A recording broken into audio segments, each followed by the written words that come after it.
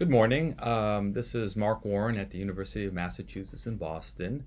I'm glad to be joining you at the group in Washington, Parents Amplifying Voices in Education. I think the work that you're doing is very important, and I'm glad that you have found our book, A Match on Dry Grass, something that is stimulating your thinking about new and powerful ways to engage families and communities in education reform, questions of racial equity, and educational justice.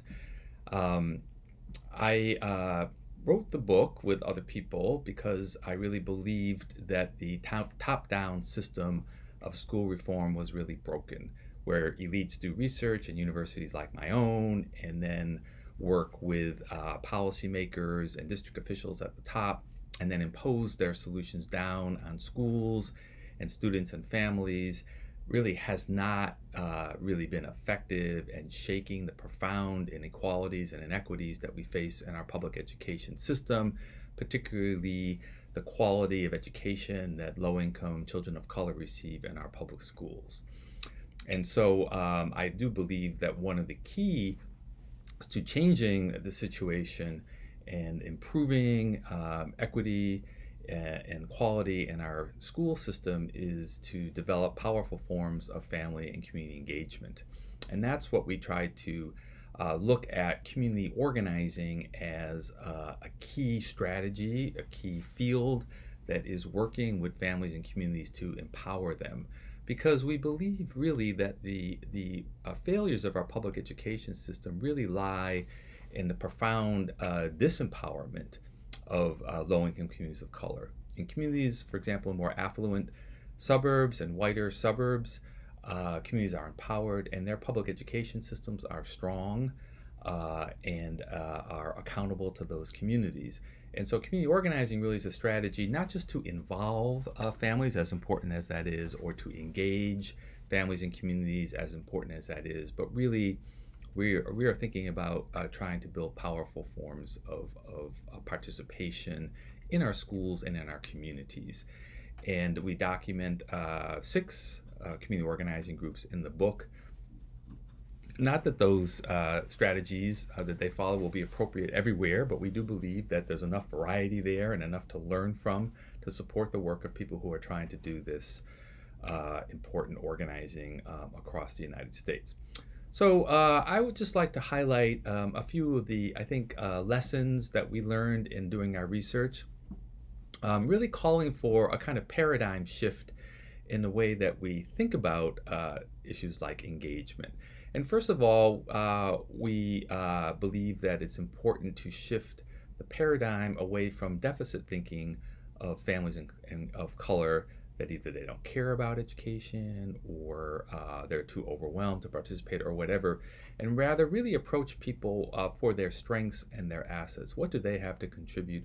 What are their hopes and dreams for their children? And to meet people in that kind of a space, to bring them into a process where they have the opportunity for themselves in a way to grow and develop as leaders in their schools and communities. So first is a shift away from deficit to more asset thinking approaches. Second, and I think this is very important, is a shift from more individual to more collective ways of thinking. We normally think about, or schools normally think about, how do I get that one individual parent to become involved around their child? And it's not that that is not important, but in places where there aren't strong relationships, there aren't strong trust, there's been perhaps schooling has been a place of trauma for that parent in their own educational experience.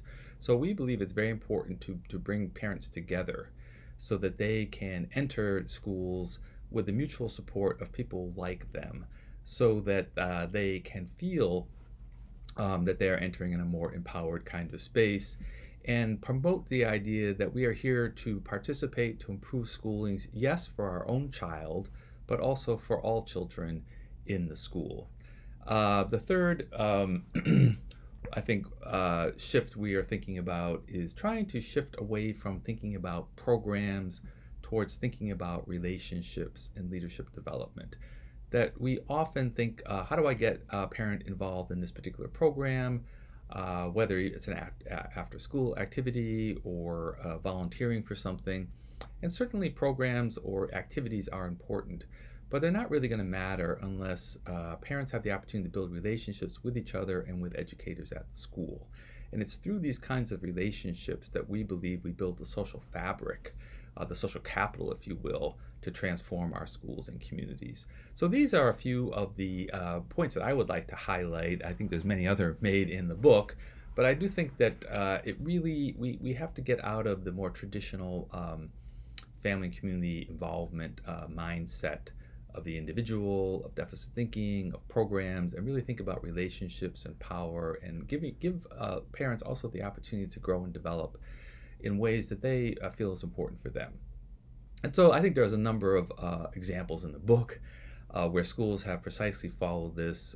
The case in San Jose, I think, is a very interesting one that I had the opportunity to be out there for many visits.